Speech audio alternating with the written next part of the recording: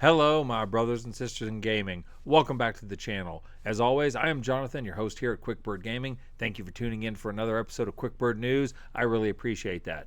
I apologize, this video is going up about 12 hours later than my normal scheduled time. Had a rough couple of days, lots going on, which is why I look a little scruffy.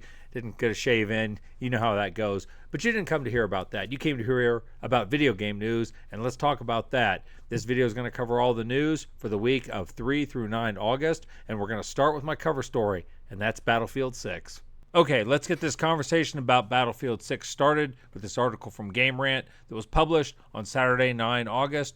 Battlefield 6 breaks series record halfway into open beta. The Battlefield 6 open beta has peaked at over 470,000 concurrent players on Steam, setting a new series record by a massive margin. And they say, okay, on August 7th, it launched the early access, okay, yada, yada, yada. As early server issues during the Battlefield 6 open beta suggested, the ongoing test appears to be a resounding success momentum-wise.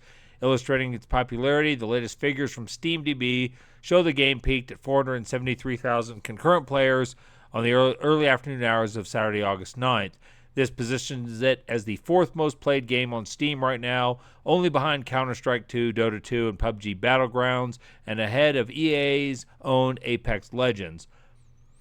And let's see, let's come down here. This is the chart that kind of shows how Battlefield games have done on Steam. Now, granted, remember that the early games did not initially release on Steam. They released on other platforms, came to Steam later. So you would expect that their concurrent player counts might not be as high because they were an older game. Now, obviously, Battlefield 2042 released on Steam at the same time as it released everywhere else, and they had a concurrent player count in their open beta of 156,000. They retained about two-thirds of that number when they launched their high count at 100,000. Going by that logic, the Battlefield 6 open beta would hit over 300,000 in launch. The Battlefield 6 actual release, not the open beta, would hit over 300,000 players in actual launch, which would be a great peak player count. Now, if I go over to the SteamDB and look at this, this is as of Sunday evening on August 10th, you can see that they actually hit a peak count of around 520,000 players on Saturday evening. So this game in the open beta actually went over 500,000 players and just about made it again this evening, got up to 479,000. So they consistently hit on both days of their open beta about 500,000 players, roughly. So they're doing quite well, and there's quite a bit of interest in this game. Now, I'll come back to the Game Rant article. They say that EA reported blocking more than 330,000 cheating attempts during the early phase of the Battlefield 6 open beta. Now, something that's been a little controversial is that EA has required something called secure boot in order to play this game, meaning that players will, if the secure boot is not enabled on their system to begin with, they need to go into their BIOS settings and change that. Now, they've also done this on their past games, and this has created a little issue. If you go over and look at the Steam page for Battlefield 2042, you see this is a game that released that had a lot of problems on release. And although I think they fixed a lot of those problems, a lot of players were disillusioned and walked away. And you can see the game's total reviews, about 250,000 reviews, 48% positive. So it's mixed. It's not great, but still not bad. But you can see the recent reviews, 37% are positive, and there's mostly negative. And this is on 2042. And you go over here and you start looking. Recently, they made changes to patch note, which required secure boot. Secure boot had almost 200 hours, and now I can't play it without screwing around on my BIOS. And they said, that one's actually a gameplay one. Random update requiring secure boot makes the game unplayable. Secure boot, can't play the game I paid money for. Graphically worse than Battlefield 5, etc., etc. Please remove secure boot. I'm not messing around on my PC for the game. Call it laziness, lack of experience, but there's no reason for a game to require such an absurd requirement that wasn't there before. So, and I'm gonna kind of come back to this in just a second when we're talking about adding in something or putting something in that is controversial, I guess, for lack of a better word. Now, one person that thinks that this is going to go well is Mike Ybarra, the former CEO, head over at president at Blizzard. He says, ex-Blizzard boss says Battlefield 6 success will force COD to stop being lazy. And this is from a PC Games In article from Friday, 8 August. And I actually have his tweet down here. Battlefield will stomp COD this year, but the real win here is COD won't be lazy anymore, and we'll all get better FPS games for it. Now, Mike Ybarra hasn't had a perfect track record in predicting the future or present, really. He did say when Oblivion Remastered launched that it was going to be a failure, that the nostalgia couldn't compete with things like Elden Ring and the open world games that gaming had evolved past, 20-year-old games. I think Oblivion Remastered did just fine. People ate it up. It had the same problems as old Oblivion, but people were expecting it, and they had fun with it. So he was not really right about that. This is also a guy who defended the microtransactions in Diablo Immortals when it released. Immortals, I don't remember which is Mortal. That when it released, and basically said that, oh, well, most of the game is free. What are you complaining about? That's the gist of what he said.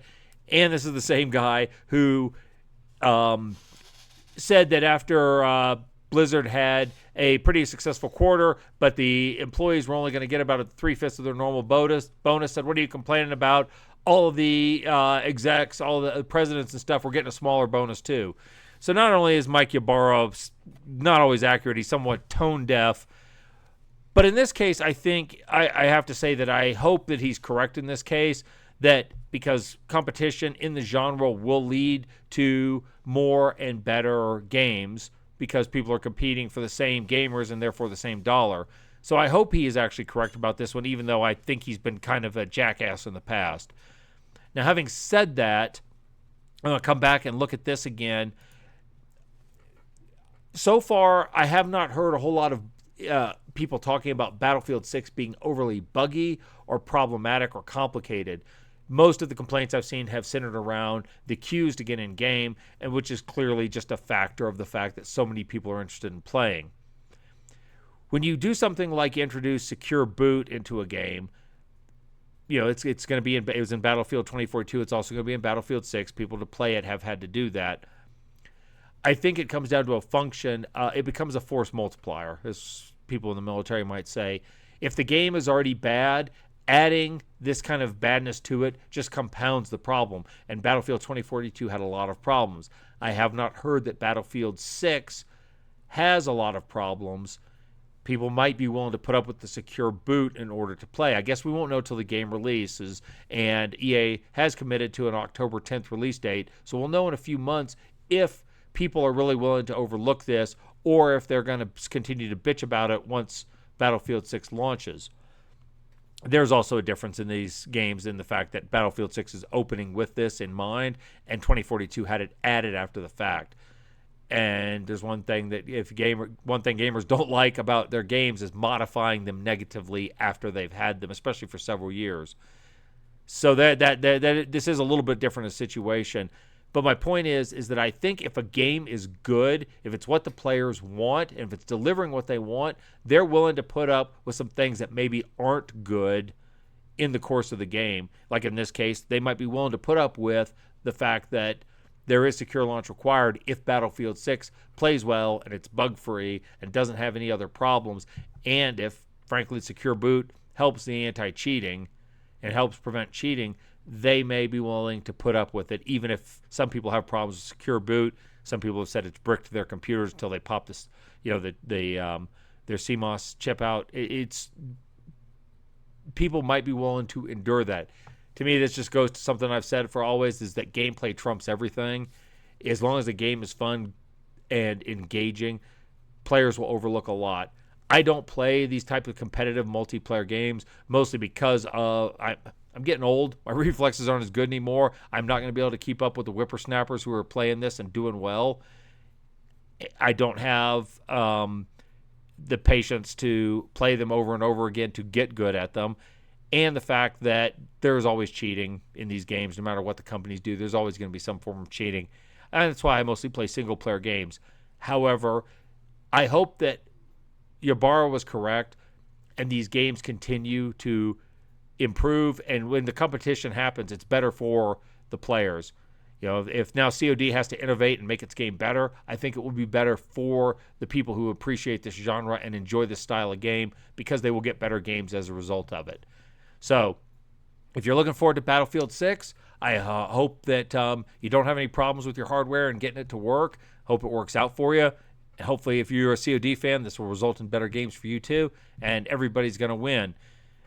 And if I'm wrong, and when this Battlefield 6 comes out, it's flooded with negative reviews because of the secure boot, you can come back here and post in the comments and tell me that I'm wrong. I've been married for almost 30 years. I'm used to hearing I'm wrong. Next up, I have two articles roughly on the same subject. This first one came from Insider Gaming, was published Thursday, 7 August. Sony admits its live service game shift isn't going smoothly, which is kind of an understatement. During its latest earnings call on Thursday, Chief Financial Officer Lin Tao said, in terms of transformation, the move towards more live service offerings is not entirely going smoothly, but from a longer-term perspective, if you look at the changes over 5 years, you see there has definitely been change. Tao then talked about the fact that 5 years ago, live service games were almost non-existent for PlayStation Studios, but then now the studio has successful games such as Helldivers 2, Gran Turismo 7, Destiny 2, and MLB The Game. Okay, that's fine. I think it's good that they have these live service games that are going well. This article doesn't mention, probably because it wasn't brought up during the financial call, that Sony has also had a few incredibly high-profile failures of live service games, the most notable being Concord, which, if you're unaware or have forgotten, Sony acquired Firewalk Studios. Now, the exact amount, I believe, is undisclosed, but people are estimating it at $400 to $500 million between that for the development of Firewalk and acquiring it. And Concord was a total bust, sold something like 25,000 copies.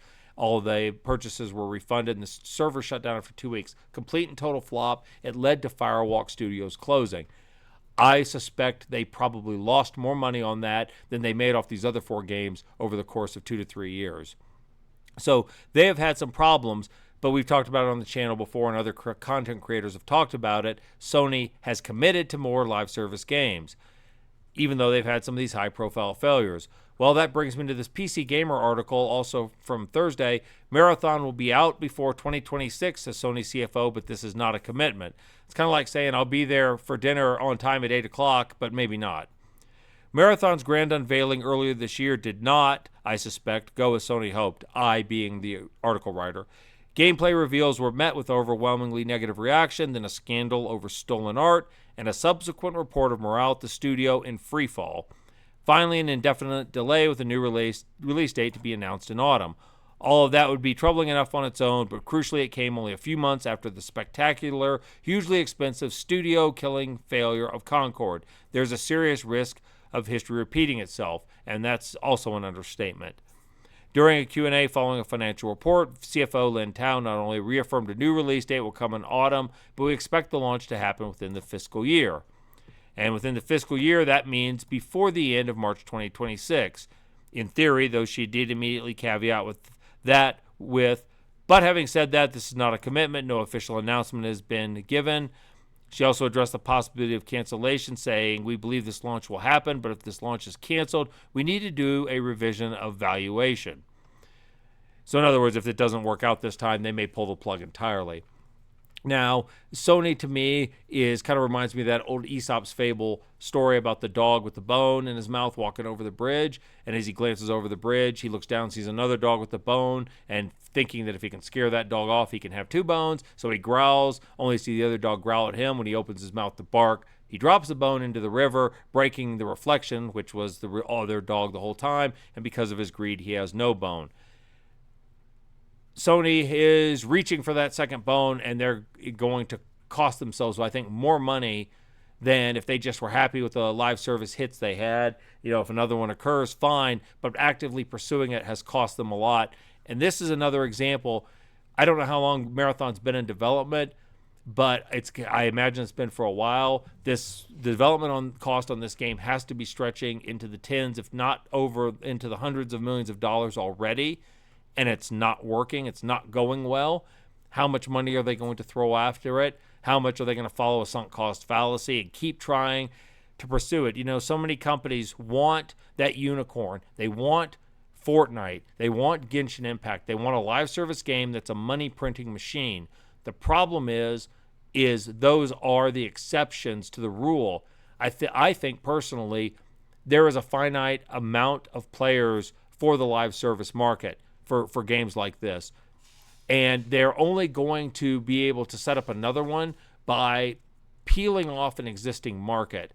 And that's incredibly difficult, especially because of a game like Fortnite has just maintained its consistent level of player engagement over years. Those players aren't leaving. They aren't going anywhere. So why would they come to Marathon?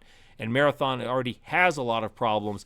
And the problem is because it's got such kind of a shadowy negative momentum already, it has to come out and be a banger. It's got to hit. It's got to hit hard with great gameplay, and there's nothing that's been shown so far to believe that's going to be the case. So Sony's facing another loss here, and if they don't, like I said, if they don't pull the plug, they pursue this to its logical end, it's just going to keep costing them more money.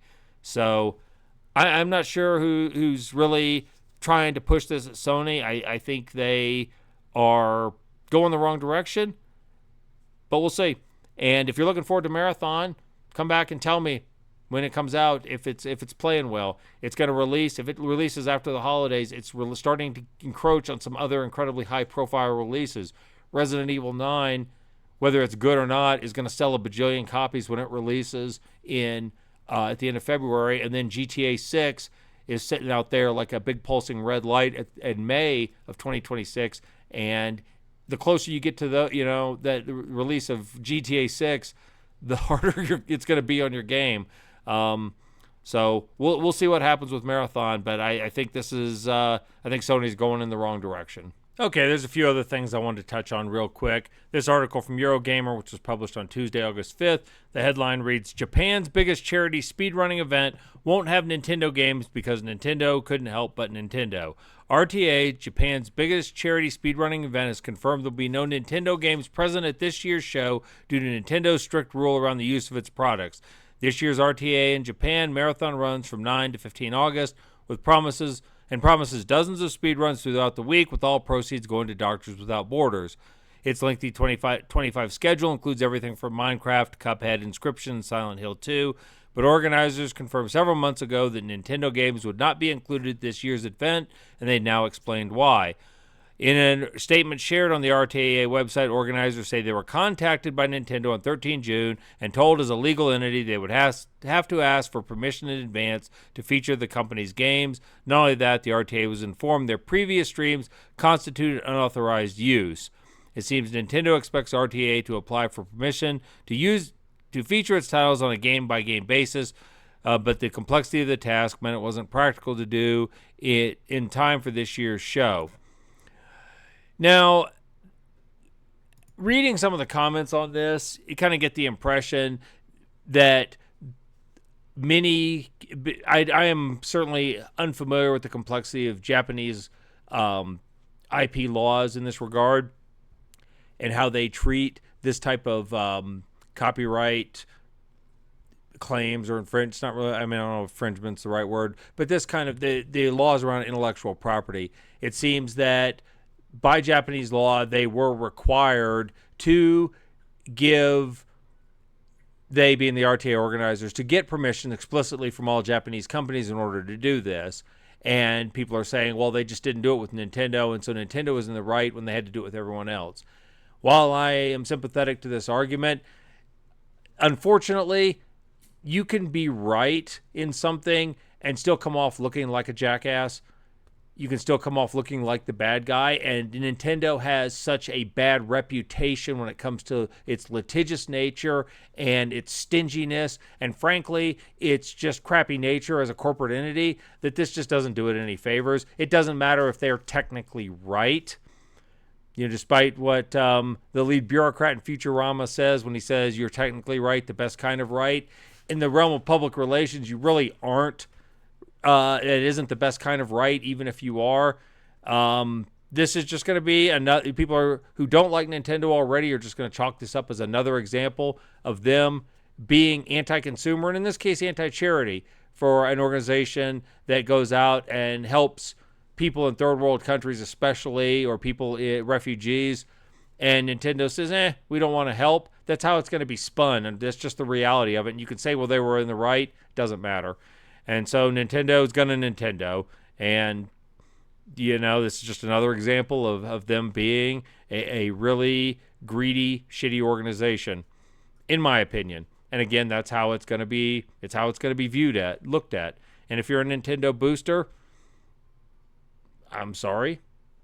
This is the nature of the company you support. Next is this article from Games Radar from Thursday, August 7th.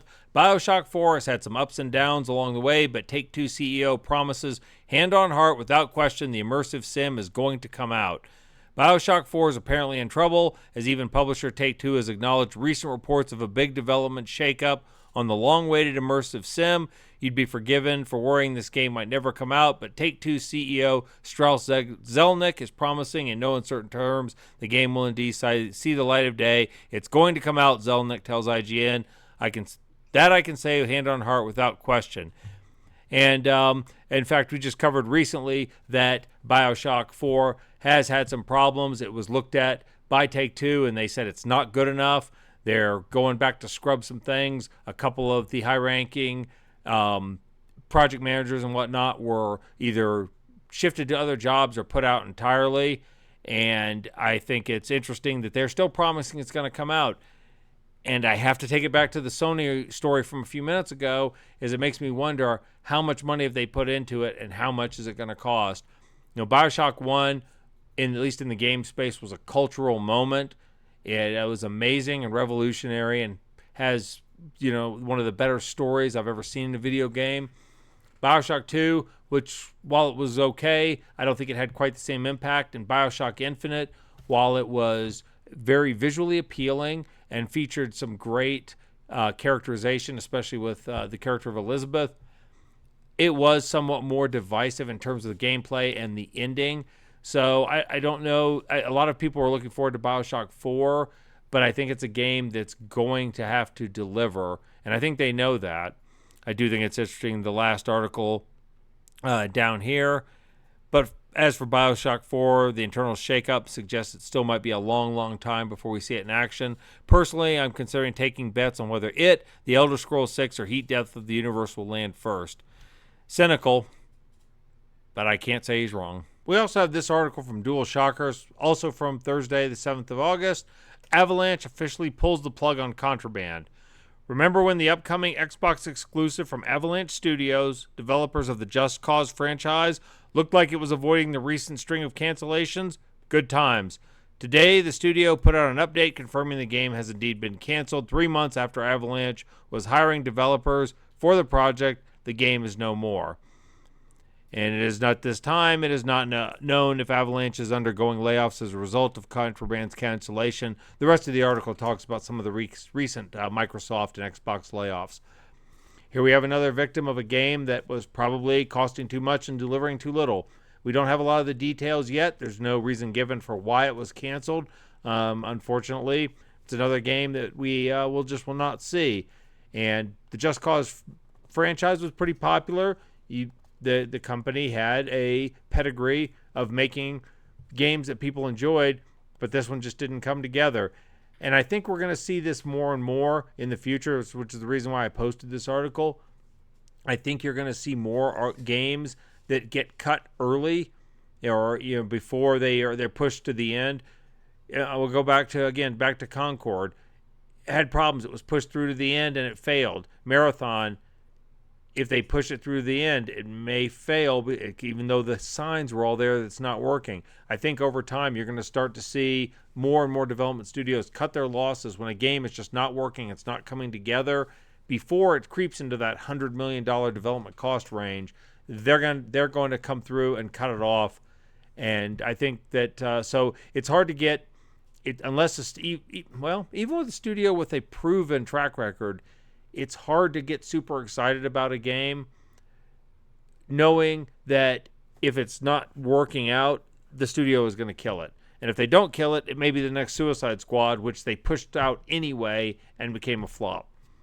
So it's just, I guess, is a long-winded way of me telling people they need to temper their expectations and just kind of not get too hyped up until the game is out there. It's okay to be interested. It's okay to follow it. But, don't base your life on it. I'm not sure how many people do that, but I've known at least a few that do. Take all this news with a grain of salt, because you just never really know what we're gonna get in the end of the day. Okay, I'm gonna finish up with this IGN article from Tuesday, August 5th. Peak Dev says it would rather players pirate the game than play, quote, microtransaction riddled Roblox slop ripoff. AgroCrab, the developer of Another Crab's Treasure and the recently released co-op survival climbing game Peak, took aim at a Roblox clone version of the latter in a Twitter post today, in which the studio said it would rather people play Peak, and you can see right there is the tweet where they said it. Now, AgroCrab, as a developer, these guys have mastered the notion of not giving a fuck when they're on social media. They just say whatever they're thinking, and basically telling people they'd rather that people play their game for free than go give money to this Roblox ridiculousness. It says the post in question shows a screenshot of a Roblox game called Cliff, which does look suspiciously similar to Peak. And yeah, I would say so. Geez, down to the color palette. Both games feature a round-headed protagonist whose goal is to climb a mountain at the center of an island that can be accomplished alone or with friends. Cliff even calls out its description that it's inspired by Peak. And then it says inspired might be a bit generous. Here you can take a look at the two descriptions side by side. Here's Peak, and then Peak is this section, and you can pause if you want to read that. And then here is Cliff. And basically it's the same, essentially the same description, copied wholesale with some swapped synonyms. And a comparison of the badges for Cliff and Steam achievement for Peak reveals Cliff also named its shore and tropics biomes directly after Peak's location, the same name. And here's the key. The biggest material difference between the two games, apart from things like quality and scope, is that Cliff has microtransactions. And it's $8 for the game itself for Peak, but in Roblox you can buy a climbing pickaxe, a parrot friend, a starter pack. And this article goes on to say this is essentially not uncommon for Roblox. They constantly do this kind of thing. But I just highlighted this because I love AgroCrab's reaction.